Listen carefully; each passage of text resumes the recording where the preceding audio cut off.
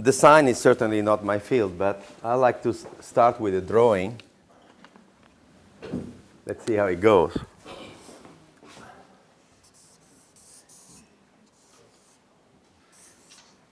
Many years ago, I was looking at a book on architecture. I don't know why. And I came across two pictures.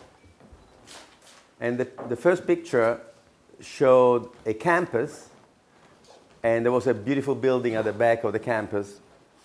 And then there was something like this. There was a picture of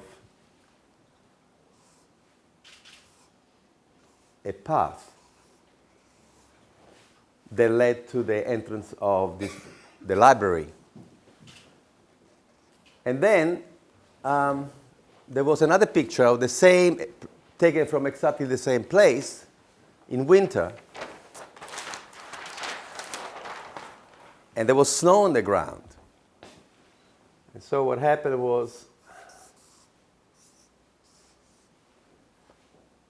the path that people took was this. Was a gentle curve.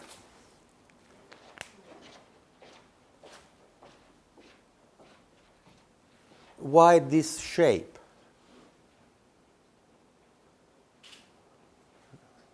Why the shape? This shape. You don't need to be stuck in structure. Yeah, but what made that shape? People walking towards shorter. It's shorter than the other. It's shorter than the other one. Yeah, but then an individual would have done this, the shorter path. Why the curve? Now, actually, my design is bad. This was flat. The snow? Why? You could have gone straight through. It's subtler than that, guys. I want your intelligence here. I think. No. What is it? The lay of the land. No. It's to sink before you get to the door. What is it? So you take a curve because you want to sink before you get to the No. It's even nicer than that. That's nice, but I'm talking about a splendid reason. I'm talking about the most beautiful thing you have ever heard. People naturally walk kind of sideways. No. It's better than that. It's the curve of the approach. It's respect. No. No. To get a beautiful view. Huh? To get a beautiful view from No. the front. Natural flow. No. In the sense of aesthetics. Sorry, the first person who walked there left footprints, and the others failed to. But they. Made them feel safe that they would follow the same route. No. I think for me the question is, why would they walk in that one direction in the first place? It links to what one of the policies of Stellenbosch University now. Is it not because it's safer to walk everybody together?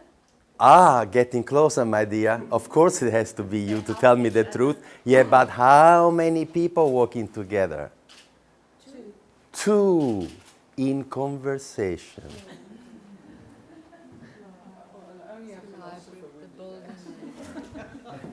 Two people in conversation will gently curve.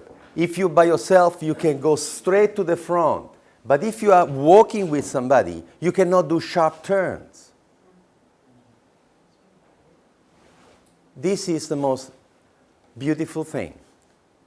When I read it, and I'm saying, of course, it's two people walking abreast. And once you walk with somebody, you are deep in conversation, you want to go there, but you're not in a hurry, and you're still going there, but the gentle curve that you are obliged to take when you are in conversation. You can't bump on the guy, you cannot. So it's not hurried, it's not mechanical, it's not the shortest way. You can see these two people enjoying themselves talking to the entrance. So how come the article in The Observer about your great project here, Design Capital, is all about things that poor people, individuals have done in townships, inventing the cafe, inventing the experience and the fusion between these races here. Because that's the only thing that makes you unique. Otherwise, people have seen everything. You build a skyscraper on your own. You build a convention center. How boring. It seems the planners and architects can only build nowhere cities.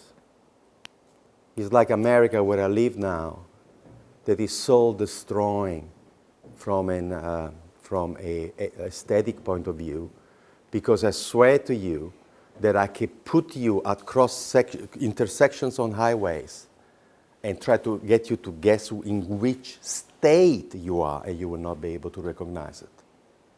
Because it's all the same boxes with the same names on top. It's nowhere land. It's really very, very sad. Somebody said that economics was the dismal science, because it was a materialistic, only taking care of the materialistic needs of people. But now I come to believe that planning is the dismal science.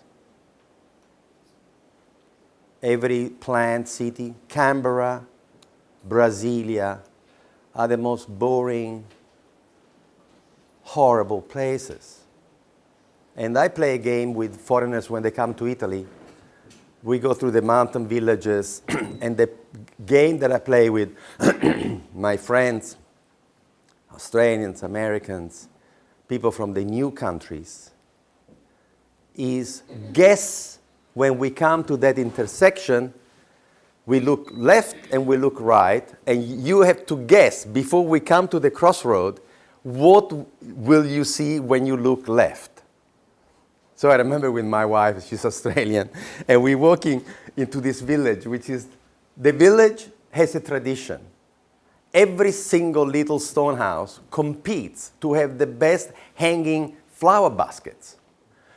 So in this medieval, rocky, dilapidated, there are these balconies with the most extraordinary flowers. But it's not a rule. It's not being planned. It's people just like to show off by having the most beautiful. So the neighbor has the most beautiful flowers. So I said to my wife, okay, we walk in this row of low houses. Say, okay, we come to the intersection. What will you see when you turn left? And she says, well, it's a little mountain village, probably some little house and maybe different sloping roof. Turn around, and there is a square with asymmetrically the most beautiful church you have ever seen. And to the right, there is the entire block is 3-story high, this fortress, which was the garrison. It's impossible to predict. That's why people go to Venice and Florence, and they go to the unplanned. That's why Stellenbosch is so beautiful. You never know what you see around the corner. So I believe this one, by the way, there is a theory. These are called desire lines. Desire. And people always take the desire line. So to take aerial pictures of communities, you discover that people make their own desire paths through parks. They always do what is convenient to them, what they love. So there are people who always tend to go among 2 big tall trees. People always want to walk between the 2 tall trees. So if you do a path to the right or to the left, or 2 tall trees nearby, people will always want to go up.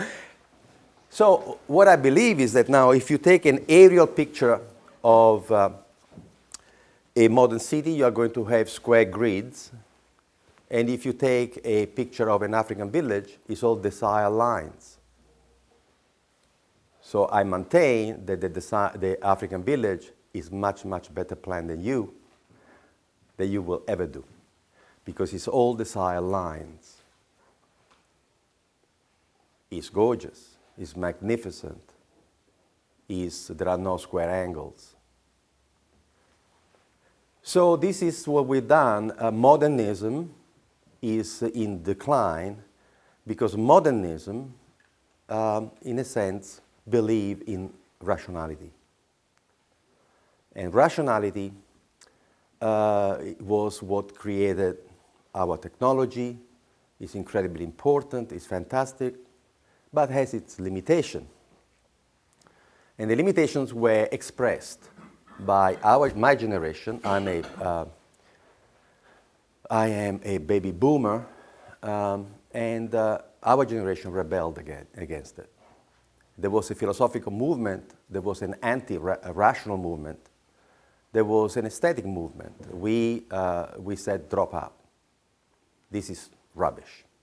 So what we're going to do, we are going to go bush, we're going to smoke dope, we're going to make free love, forget about this technological fix because it doesn't work, because it's generating monsters. Mad Men. Have you seen the program, the American program? Is it here? Mad Men, the men of the 50s, the women typing, the women faking at home a life. It was a horrible society. And I remember that society very well because I was born in 1950. I remember my father being horrified seeing a movie where American men would wash the dishes. For my father was, you kidding me? Men washing dishes? This is the most horrible thing in the world, you know? And so we rebelled against our fathers because our fathers were bastards. We rebelled. So we set up a hippie revolution, but a revolution with no skills. A revolution that never learned to do anything. The hippies did not know how to grow pumpkin and zucchini. They, certainly not enough to feed themselves. So the hippie movement was reabsorbed, vanished. And those hippies became bastards themselves because guess what? There was the greed is good, the generation of the 80s. Some of the most conservative people, some of the most disgusting stuff came out of the postmodern. So the moderns were the rationalists, the Victorians who invented everything, the car, the railway, the telephone. The Victorians, at one stage there was an article in the Times magazine at the end of the 19th century say, oh my God, we have invented everything. They truly believed that there was nothing else to invent. They had done everything. They had electricity, the light bulb, the toilet, flushing toilet. They said, my God, there is nothing else to invent. That was the Victorians, the rationalists. Then the modern. Then the postmodern where, the hippies abandoned just auras and grooves and smoke a joint that you will be, without ever believing in mastery.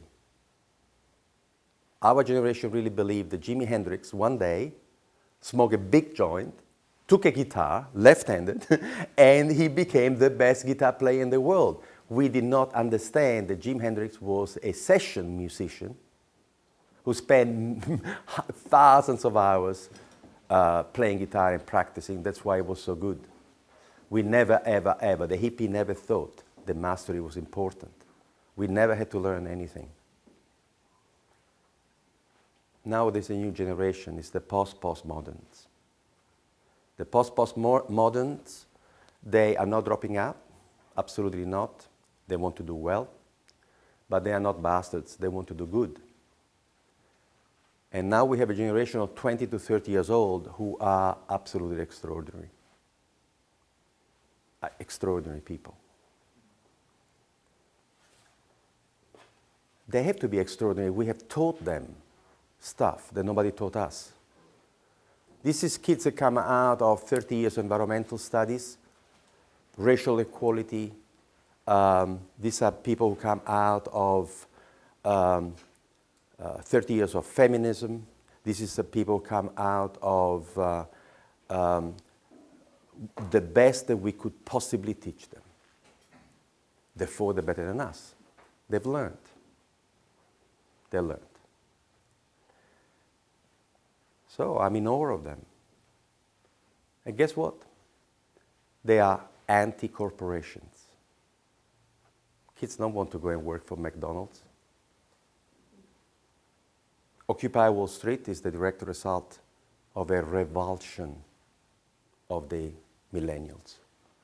For the first time in the history of Harvard University, all the students in a class of business stood up and walked out as soon as the professor started to talk. All of them. You are teaching us the same rubbish that has generated a global collapse. So they all stood up and walked out. For the first time in history. That's Harvard Business School. They walked out. And now the millennials have their own way of communicating. And the reason why I am here today is not because of any professor at Stellenbosch. I've never been invited by any of your academics. I've been invited by students. So let's ask Francois, why did you invite me? When? Why I've been invited here? I came across his methodology. Come stand up. Stand up. Let me just say, I'm an interesting guy because I sit in coffee shops all day and talk to people about what they feel passionate about. And Why? Because I feel passionate about that. And I heard what Ernesto has been doing for 27, 30 years. And he sits around and talks to people about what they feel passionate about. And Miko, when he started doing Ernesto's work, got so frustrated. Ernesto said, what do you love to do? He says he loves to go surf. Ernesto says, Miko, go and surf. And then he started connecting with the people. So I invited him because he understands that when you feel passionate about something and you want others to help to understand their passion as well, you can do it. It's easy. How did you find me? I emailed him after. No. How did you hear about it? How did you hear about me? I saw a TED talk that went viral. It's now, I think, average. Why you watch TED Talks? Why do you watch TED Talks? Well, I mean, sometimes I think it's because we are looking for a new answer to do well, but also Don't to you do have it good. on the university, in the university? We have many interesting conversations in the university, but I think we branch out. We want to understand the challenge of doing well and doing good, because our generation is somewhere in between, I think, self-entitled narcissists or open-minded do-gooders. We find ourselves in somewhere in between. We are trying to understand, so we branch out. And Okay. Thank you. So what happened is that I was kind of resigned to fade out gently with all my work and 30 years of work in helping people transform their own passion into a way of feeding themselves and their families. In total solitude. In 30 years, I only set up 300 projects. And it's been pretty lonely when you see that there is a dominant paradigm that is keeping push stuff down to people. The experts are in charge. They make all the money. They plan the cities. They decide what people should learn. They decide what people should think. They decide what people should believe. It's all done by the mandarins and the high priests. And I'm the only one who is trying to develop a humanistic sociology. The sociology that we have is behavioristic. It's about positive or negative reinforcement to make sure that people do exactly what we want them to do. It's pass and fail still. It's in the caves.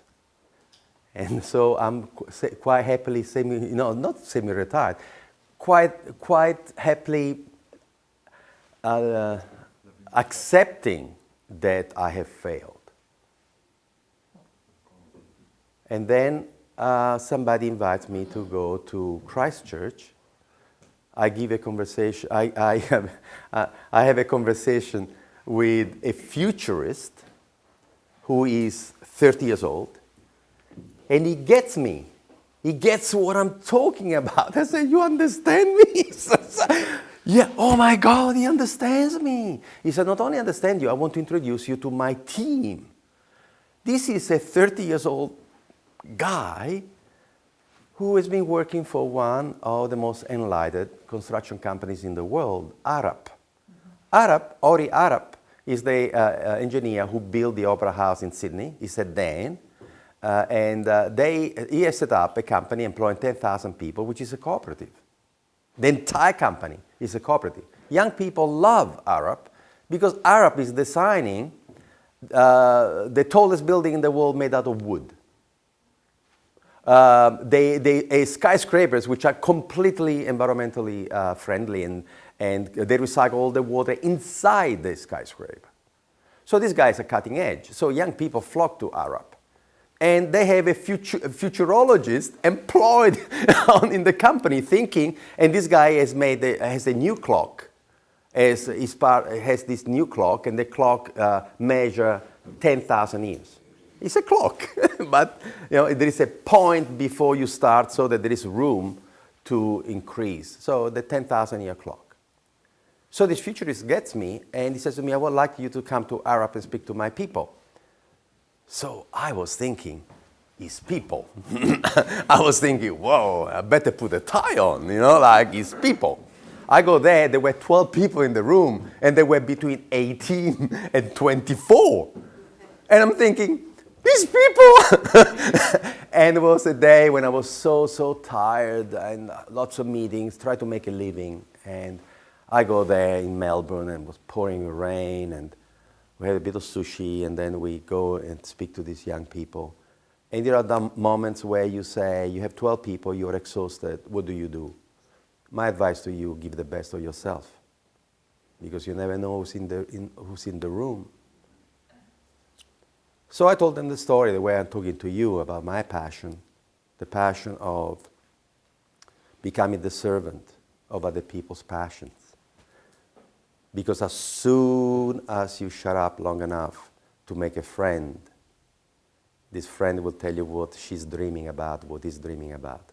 And once I know what your dream is, the rest is very easy because we have resources to do everything. So once I know what your dream is and you're passionate and you're going to do the work, I'm going to help you to be successful. So I told the dream and bye. I said, okay. The day after, this girl in the audience said to me, I'm organizing a TED talk in Christchurch. I want you to come and talk. So, of course, TEDx, there are thousands upon thousands of TEDx's every year. Thousands. And I have had some fantastic people giving TEDx talks. And they have 450 viewers. 2,500 viewers. So I gave my TEDx thinking, and I had 5,000 viewers after a month, which is, pretty good compared to my friend who had 450 viewers. And then a millennial in the office of TED in New York, 20 years old, saw it. And he lit up like a Christmas tree. Oh my God, this guy does this? I wanted on the TED main side. So the young girl from Melbourne calls me to say, Ernesto, I cannot guarantee you, but I was in New York and they're telling me that they want to put your TED on the main side. And from one day to the other, it was like unbelievable. Hundreds of thousands every month, and it keeps going. And I thought, oh my God, now, it will be interesting to see, but I did not know what to expect. And what happened, I've been bombarded by millennials, young people to say, where can we learn? Can we intern with you? I'm an entrepreneur, can you help me? From all over the world. And then the invitation started to come from university students. Berkeley, a Danish university, Brisbane business students saying, can you please come and put a bomb under the department? That's what I'm going to do next week, put a bomb under the Department of Business in Brisbane.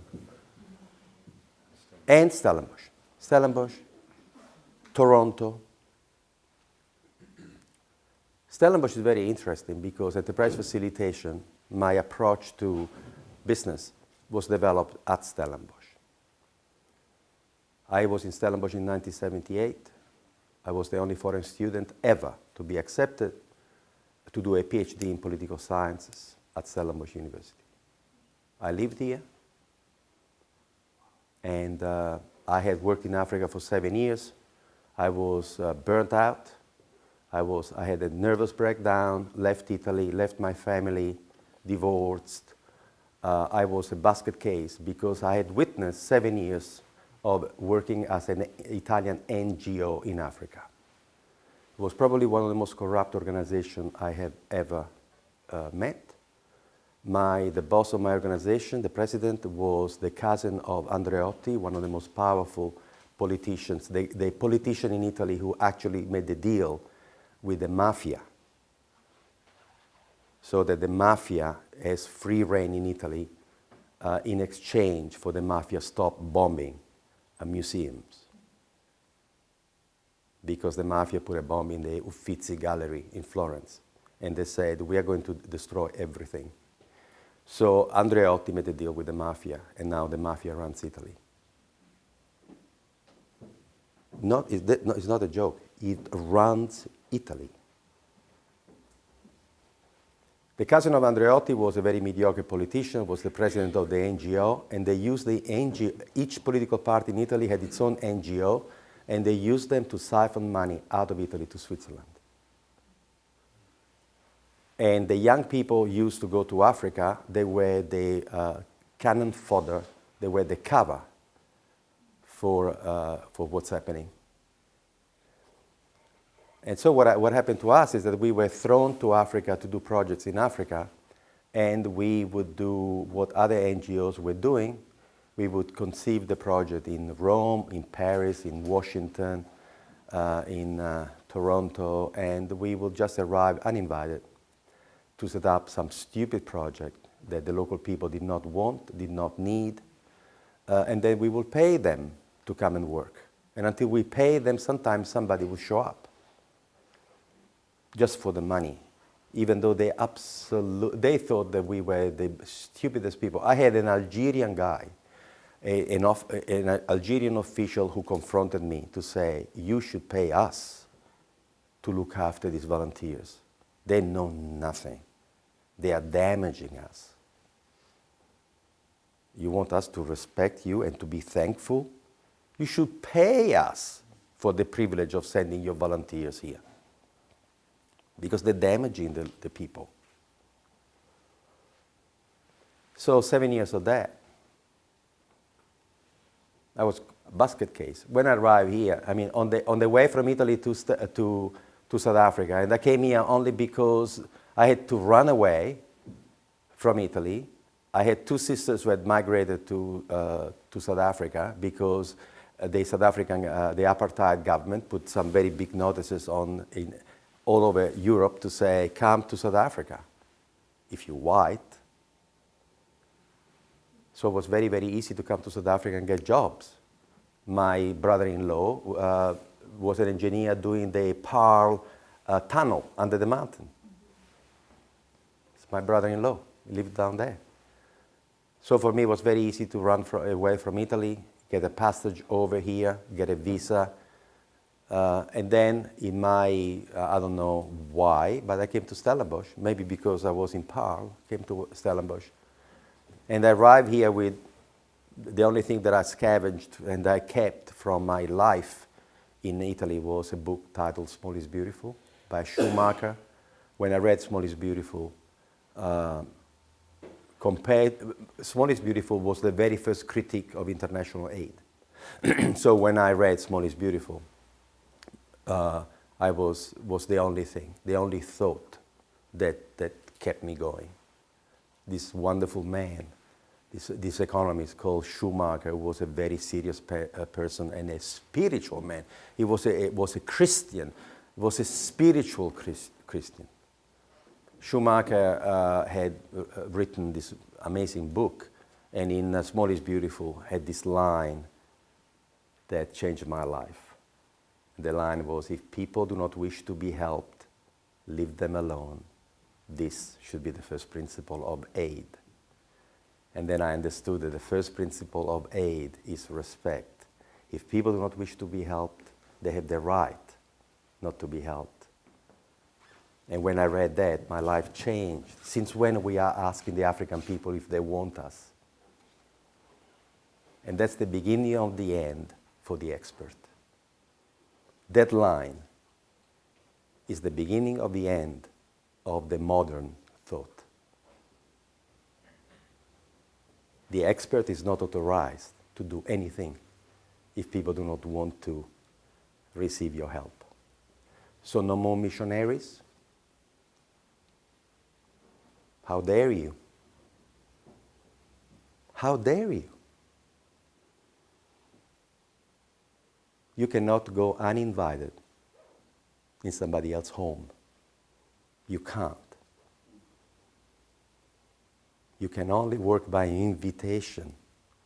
The only way to be invited, do something magnificent in your own neighborhood, among your own people. And when people say, you can do that, can you please come and teach us? Then you can go. So it is the end of push.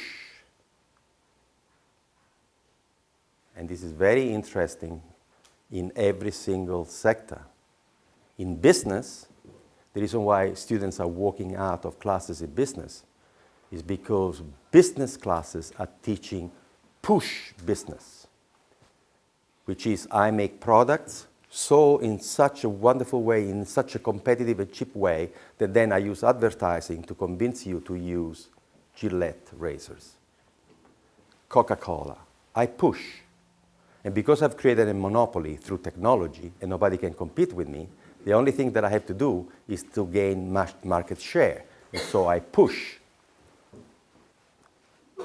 It's the end of push. Because now the millennials in America, they buy razors directly from a factory in China, and they get it delivered by Amazon through the doorstep. It's the end of Gillette. So Gillette is charging more for the razors. So now what's happening is that in all the shops in America, a pack of 6 blades costs $36, 360 Rand for 5 shaving blades. So they have to keep them locked under lock and key. And so the millennials order it directly through the internet, and they have it delivered. So it is, if you want to see what's happening in terms of the economy, read the book The Power of Pull by John Hagel. John Hagel is ex-Silicon Valley entrepreneur, but now he heads a think tank at Deloitte. Deloitte International has a think tank that is called The Edge, and what they are talking about is a completely new economic system based on pull. What is pull? Pull is you have such passion for what you do that your passion creates a gravitational field. And people get attracted by your passion because they're passionate about something that is similar to what you're doing. So now they start to rotate around you. You attract people with equal passion, and then what you do, together you co-create a completely new product, a completely new solution. So John Hagel is something that you have to, if you're interested in business, please read that. In philosophy, there are the philosophers of the post-postmodern era, and they are called integral philosophers. And Steve McIntosh is the person to look at if you are a millennial, just download the video and watch it.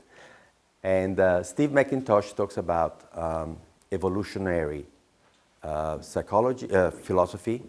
And the evolutionary philosophy is not a modern, is not postmodern, is the integration of the two schools of thought. What does it mean? It means that millennials now are spiritual, they are highly spiritual, they want to do good, but they also want to do well. And the way they want to do well is by learning how to do something very, very well. So the baker downtown Stellenbosch is a millennial who goes to a very old person to learn how you actually make bread using stone grind flour, what kind of temperature the flour has to be kept at, what is the temperature of the oven. So what's happening, there is a generational, the millennials skip a generation. They don't like their parents, but they like their grandparents, because their grandparents knew how to do things. Our generation only knows how to talk about it.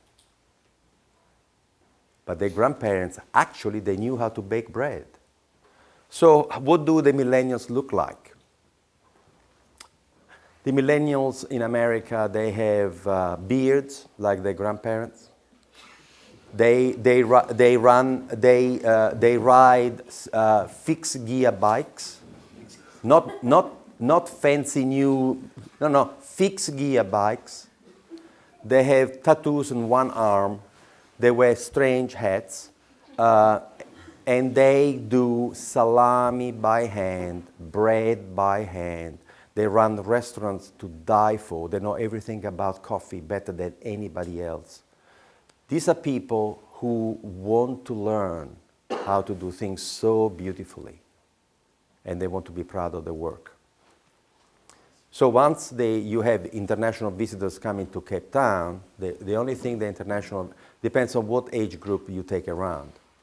The millennials will only come to Cape Town to go to sit in the cafe in the hometowns, because what they are interested in is how cool those coffee owners, those designers are. They are not interested in your planners, so boring. They're not interested in what the city look like. In fact, the more you manipulate the city, the uglier the city becomes. They're only interested in passion and in passionate design. So that's what the Guardian article was all about. The Guardian article was all about tiny little businesses around the place. It was the only interest of the international media. So you better organize tours of the coolest places in town, because certainly they're not going to come here and look at your botanical garden. Who cares? Okay? So there is a revolution going on. Enterprise facilitation is the tool for the revolution, the millennial revolution. That's why I'm on the road again. And by the way, nobody's paying me to be here, you see? That's the other millennial stuff. They have no money. So how are we going to service the revolution? We're going to service the revolution, and there is something very interesting that I have to tell you.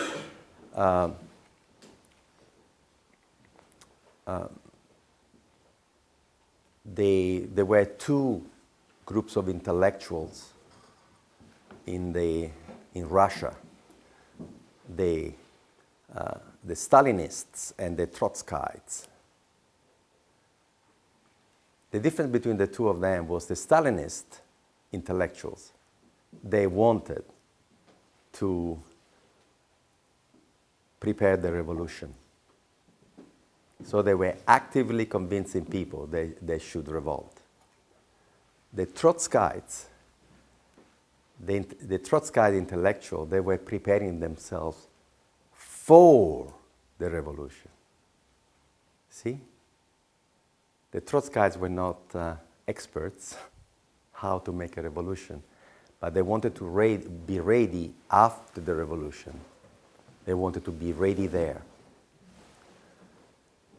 I'm not interested, and I would not even know, I don't even understand the millennial revolution. But I have a tool for them. And the tool for them is that imagine if we could get all the people with so much passion to do good and train them as enterprise facilitators.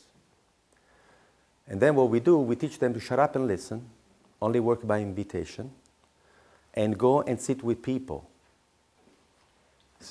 on the hill out of the town. Just make friends. Maybe go with somebody who knows somebody there, and then sit and have a chat and find somebody who has a dream. And then help that woman transform that dream in a way to feed herself, feed the family, and have a smile from ear to ear. You only have to do it once, because as soon as you help somebody on that hill to go from poverty, dejection, to run a business and be happy, the entire community will say, I have a dream. I'm smarter than she is. She's setting up a daycare. She's setting up a little informal taxi company. She's making money. She's getting out of poverty. I have a dream. So what you do what Miko did in a community of 5,000 people in Western Australia.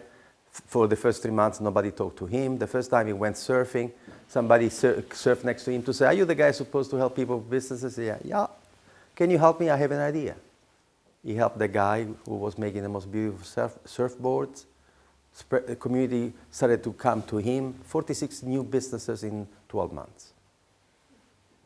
We have projects in the Congo, in Katanga, 3 enterprise facilitators, Kamina, Bukami, and Kalemi, communities 200 kilometers, 500 kilometers away from Kamina. 2 years, 175 businesses employing 750 people, without never giving anybody any idea. So we have the tools for the revolution. And now that the students want to talk to me, I'm going to talk to them and say, okay, well, let's do it. Let's train enterprise facilitators who then will go, maybe they do 1 year in the university and 1 year practice in a community with a community counterpart. The two of them facilitate together for a year. Then the Stellenbosch guys goes away and leaves behind the local person. Who is going to pay for it? I say to the Vice Chancellor that we have to go to private enterprise. The entrepreneurs who are at risk of losing everything, we have to speak to them. We have to say, it's not sustainable. It's not sustainable. You have to, your corporate social responsibilities, your social license to operate, your business case, you're a bank, help local people start businesses is to your advantage. You're a supermarket chain, help people to buy in your store. If they're poor, they cannot buy. It's to your advantage. I need a vice chancellor, I need somebody here, I need a hit team. I have 2 of the best fundraisers in the world, one in Amsterdam, one in California, who speak to philanthropic investors. And they can come here, speak to the vice chancellor, the chancellor, and teach how you go to billionaires, the 1%ers of the world. Because those guys are paralyzed with fear. They are paralyzed with fear. Do you realize that the American corporations have not spent a cent since the global crisis? There are $2 trillion inside the coffers of the corporations because they do not know what to do with it. 2 trillion. So let's go and shake the money.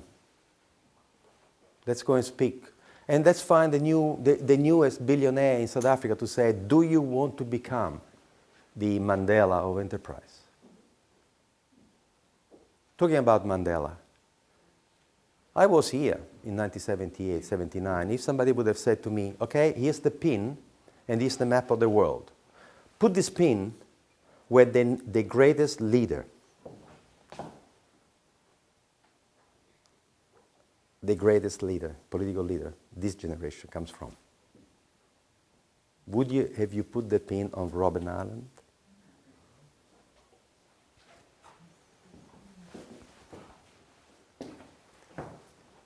Who else is in the township?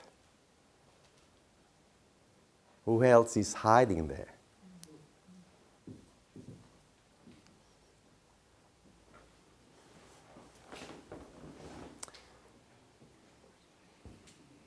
So, I think that if we really, endorse the genius of youth, and sometimes the amateurs are the best people to take new challenges, because, the definition of the expert is somebody who knows more and more about less and less, unless he knows everything about nothing. That's the expert. So maybe the amateur, there is a genius in being an amateur. I started this at 31 years old. I conceived enterprise facilitation in solitude at Stellenbosch, reading books from libraries. And then, of course, they didn't allow me to work here because I wanted to work with the colored rural communities and was prohibited. In this university, when I was here, the dean of the faculty of political philosophy was censored. And I was a friend of his son. And he was censored because he wrote a review of a book for the Argus. And in this review, he wrote 3 words, that apartheid implies violence. For these 3 words, he was censored. And he could only congregate with 2 people at the time. Imagine what it does to a professor to only be able to meet with 2 people at the time. He couldn't go to the birthday party of his son. Not even at home he could have guests. So I'm thinking, if they can do that to the dean of political philosophy, what are they going to do to me? And I understood that it was safer for me to leave South Africa when one day in Tamblerskloof, a police, you remember the police guys with the boots and with the motorcycle, was coming up the street to find all the people playing tennis and finding every car. And of course, I didn't have any car. I was poor as poor. And I was walking down the street where the tennis courts were in Tamblerskloof. And when I came to the end of the street, there was the bike of the policeman bike on an angle. And the guy was finding all the people up there. And I noticed that he had left the keys in the bike. I guarantee you the guy is still looking for those keys. I promise you.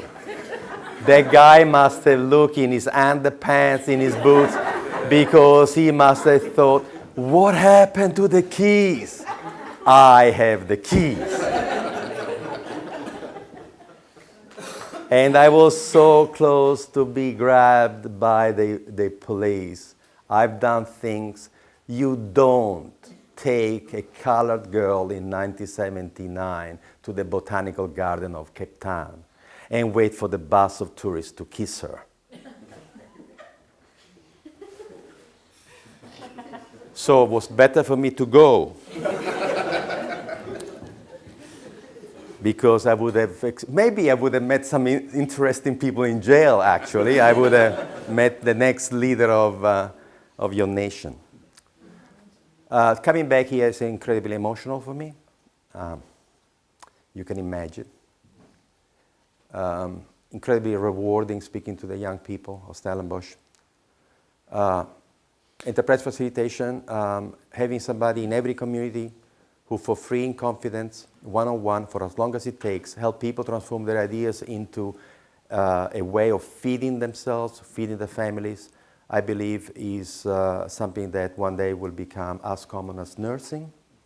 I believe that the same kind of approach can be applied to health delivery, where you don't have to have a specialist in a community. You need a local woman who simply is friendly with everybody and simply makes a telephone call to the person to find out when the orthopedic surgeon is coming by, organize for 5 women to take the kids to that person. So you don't need a specialist, you need a generalist. I think the same things happen with artists. Artists in solitude, they create beautiful work, and then you have somebody who can introduce them to the people with the money for the arts, can take this Aboriginal painting in Australia and organize for an art gallery in New York to exhibit. So I think that the role of facilitation is going to become one of the most fundamental changes in the new society, in the new economy, because instead of pushing, now you pull. And pulling is about all passion and facilitating passion, which, by the way, is the Silicon Valley model. Silicon Valley, 17-year-old computer nerd who doesn't even understand what's out there. And there is the facilitator who says, this is worth lots of money. And the 17-year-old says, you think I can sell it for $1 million? $1 million. The guy said, not $1 million, $1 billion. Because you see, the kid doesn't know the value of that. So Silicon Valley is all about facilitating people from the labs to the economy. So I would like to stop. If you have some questions for me, I'd like to, but you know, I'm so thankful for the invitation, and then so thankful that when the academics at Stellenbosch discovered that the student had invited me, they, instead of punishing the students, they extended an invitation to me, and I had breakfast with his vice chancellor. I met some wonderful people who are really interested in facilitating the new generation. So thank you very much.